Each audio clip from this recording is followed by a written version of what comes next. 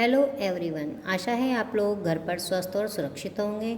जैसे कि आपके वीकली टेस्ट चल रहे हैं, तो वीकली टेस्ट में आपका ये जो है हिंदी में जो ग्रामर में है वाक्य आएगा, अर्थ के आधार पर जो वाक्य भेद हैं उनसे रिलेटेड ही एमसीक्यू क्वेश्चन आएंगे। जैसे कि आपको पता है कि जो वीकली टेस्ट है वो हमारा एमसीक्यू होगा, मतलब बहुविकल्पीय प्रश्न उसमें आएंगे।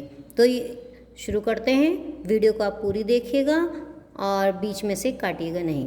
तो देखिए, पहला क्वेश्चन है इसमें, वाक्य किसे कहते हैं। सबसे पहले वही कि वाक्य की जैसे डेफिनेशन पूछी जाती थी, बताई जाती है, तो इसमें है वाक्य किसे कहते हैं। तो किसे कहते हैं वाक्य? अक्षरों का समूह, शब्दों का समूह, सार्थक शब्दों का सार्थक समूह, उपरोक्त में से कोई नहीं। अब जैसे आप जानते हैं अक्षरों का जो समूह होता है क्या कहलाता है? शब्द कहलाता है। शब्दों का समूह क्या कहलाता है?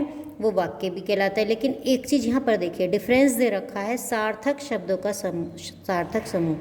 शब्दों का समूह जो है सार्थक अर्थ भी निकल सकता है और नहीं भी निकल सकता, दोनों तरीके के हो सकते हैं। तो लेकिन वाक्य वही होते हैं जो सार्थक शब्दों और जिनका अर्थ निकलता हो, तो वो सार्थक शब्दों का सार्थक समूह, ये हमारा राइट आंसर है, या फिर उपरोक्त में से कोई नहीं। इसमें से हमें छांट के एक आंसर लिखना है। और एक चीज़ और ध्यान रखिएगा, अगर क्वेश्चन में यहाँ पर कै खे गे घे डला है तो हम कै खे गे घे में से ही आंसर लिखेंगे। जैसे नंबर 1, क्वेश्चन नंबर 1, उसका आंसर कौन सा है? हमारा गे है, तो 1 का गे सार्थक शब्दों का सार्थक समूह। इस तरीके से हमें आंसर शीट में लिखना है। आगे समझ में आपको? अब देखिए, चलते हैं नेक्स्ट क्वेश्चन की ओर। नेक्स्ट क्वेश्चन है हमारा, अर्थ की दृष्टि से वाक्य के कितने भेद होते हैं। देखिए, वाक्य के कितने अंग होते हैं? पता है आपको, 2 अंग होते हैं, उद्देश्य और विधेय। और जो है वाक्य के कितने प्रकार होते हैं? वाक्य 2 प्रकार के होते हैं, एक तो अर्थ के आधार पर और दूसरा रचना के आधार पर। तो अर्थ के आधार पर फिर वाक्य के भेद होते हैं। कितने होते हैं अर्थ के आधार पर वाक्य भेद? 3, 8, 4, 5। तो अर्थ के आधार पर कितने भेद होते हैं? हमारे 8 भेद होते हैं। और जो है रचना के आधार पर हमारे 3 भेद होते हैं। तो इसका अर्थ की दृष्टि से हमें बताना था, तो अर्थ की दृष्टि से वाक्य के भेद हमारे 8 होते हैं। आगे समझ में आपको? तो इसका अगर हम आंसर लिखेंगे तो कैसे लिखेंगे? क्वेश्चन नंबर 2 का ख 8। आ गया समझ में? अब देखिए नेक्स्ट है नेक्स्ट क्वेश्चन है, अर्थ की दृष्टि से कौन सा वाक्य का भेद नहीं है। क्वेश्चन को ध्यान से पढ़ेंगे, इसमें दिया है कौन सा वाक्य का भेद नहीं है। तो देखिए, पहला है विधानवाचक, फिर दूसरा है प्रश्नवाचक, तीसरा है निषेधवाचक, फिर लास्ट है मिश्र वाक्य। तो अर्थ की दृष्टि से कौन सा वाक्य का भेद नहीं है? वो है हमारा मिश्र वाक्य। अब आते हैं नेक्स्ट क्वेश्चन की ओर। नेक्स्ट क्वेश्चन है, मैं कल दिल्ली गया था। ये हमारा एक वाक्य बन गया, मैं कल दिल्ली गया था। तो अर्थ की दृष्टि से वाक्य भेद बताइए। तो अर्थ की दृष्टि से हमें या अर्थ के आधार पर हमें वाक्य का भेद बताना है। कौन सा है? प्रश्नवाचक है, विधानवाचक है, संयुक्त है या निषेध है। तो देखिए कौन सा है ये हमारा विधानवाचक वाक्य है। ठीक है। अब देखिए, प्रश्नवाचक होता तो क्वेश्चन में क्या आता? क्या, क्यों, कैसे, कब का इनका प्रयोग होता। संयुक्त वाक्य हो ही नहीं सकता, क्योंकि संयुक्त वाक्य रचना के आधार पर वाक्य भेद है। और फिर निषेधवाचक भी नहीं हो सकता। निषेधवाचक क्यों नहीं हो सकता? इसमें न, नहीं, मत इनका प्रयोग होता है। ठीक है, तो इसलिए ये कौन सा वाक्य है? ये हमारा विधानवाचक वाक्य हो गया। फिर नेक्स्ट क्वेश्चन है हमारा, गीता नहीं नाचेगी। अर्थ की दृष्टि से वाक्य भेद बताइए। अब देखिए, नहीं नाचेगी अर्थ के अनुसार बताना है। तो देखिए, विधानवाचक, इच्छावाचक, निषेधवाचक, संकेतवाचक। अब आपने पहली वीडियो अगर वाक्य की देखी होगी तो देखिए आप फ़ौरन बता देंगे। अब यहाँ पे भी आपको पहले ही बताया गया था 20 से नेक्स्ट क्वेश्चन में कि क्या का रीज़न है। तो इसमें नहीं आ रहा है, तो नहीं आ रहा है तो क्या हो गया हमारा? वो निषेधवाचक वाक्य हो गया। ठीक है, अब नेक्स्ट क्वेश्चन की ओर चलते हैं। तो वीडियो को पूरी देखिएगा, है ना। तो देखिए, आहा कैसा सुंदर दृश्य है। देखिए यहाँ पर एक निशान लगा हुआ है, ये निशान हमारी पहचान है कि अर्थ की दृष्टि से वाक्य भेद बताइए, है ना। अगर हम इन निशानों को ध्यान में रखकर चलेंगे तो हमें कन्फ्यूजन नहीं होगा। तो देखिए, आज्ञावाचक, विस्मयादिबोधक, इच्छावाचक और संकेतवाचक। निशान कहाँ का? ये आज्ञावाचक का नहीं है। किसका है निशान? ये हमारा विस्मयादिबोधक वाक्य का निशान है। तो हम फ़ौरन समझ जाएंगे विस्मयादिबोधक, तो हमें कन्फ्यूज़न में आने की आवश्यकता नहीं है। अब देखिए नेक्स्ट क्वेश्चन है, आपका घर कहाँ है। अभी आपको पहले बताया गया था कि कहाँ आया है, तो कौन सा हो जाएगा? अर्थ की दृष्टि से वाक्य भेद बताइए। क्या हो जाएगा? प्रश्नवाचक वाक्य, है ना। तो आ गया समझ में आपको।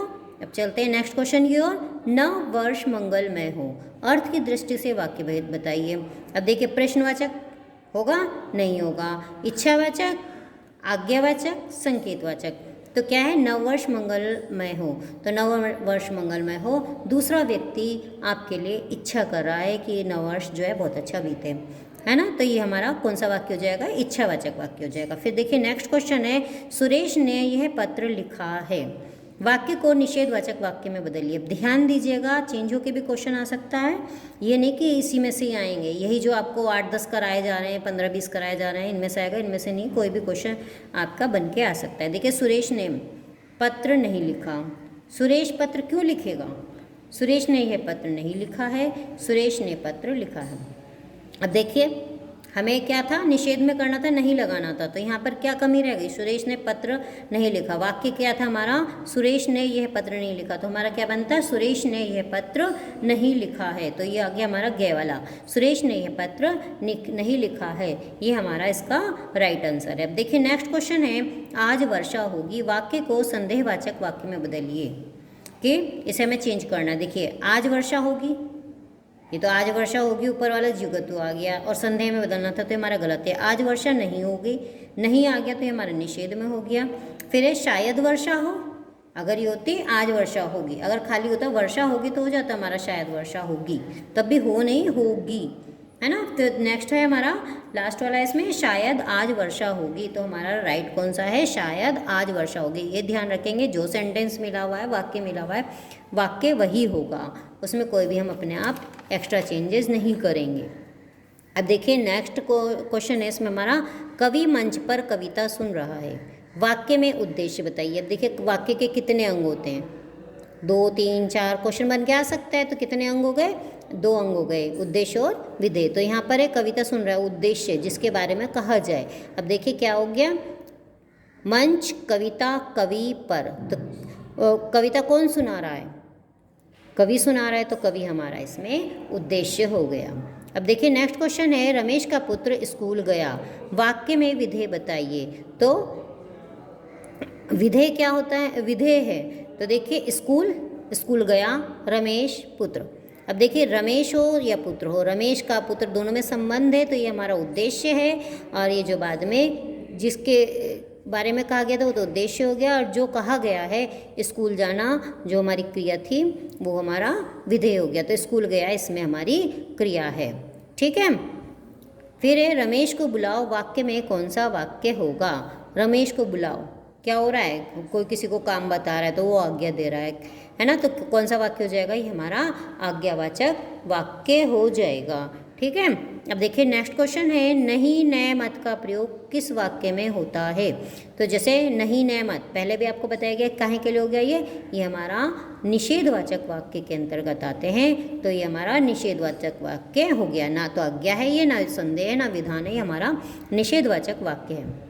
अब देखिए वाक्य के कितने भेद हैं, वाक्य कितने प्रकार के होते हैं, वाक्य के कितने भेद हैं, तो 1, 2, 3, 4 कितने भेद हैं हमारे, वाक्य के 2 भेद हैं, ठीक है। और फिर नेक्स्ट लास्ट क्वेश्चन इसमें आपको बताया जा रहा है, वाक्य का गुण कौन सा है, वाक्य का गुण कौन सा है, सार्थकता, योग्यता, आकांक्षा, उपरोक्त सभी। देखिए वाक्य का गुण कौन सा हो गया, सार्थकता भी होनी चाहिए, योग्यता भी होनी चाहिए, आकांक्षा भी होनी चाहिए, और तो इसीलिए हमारा इसका आंसर आएगा उपरोक्त सभी।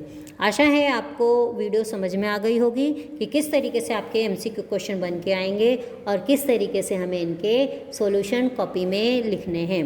Thank you.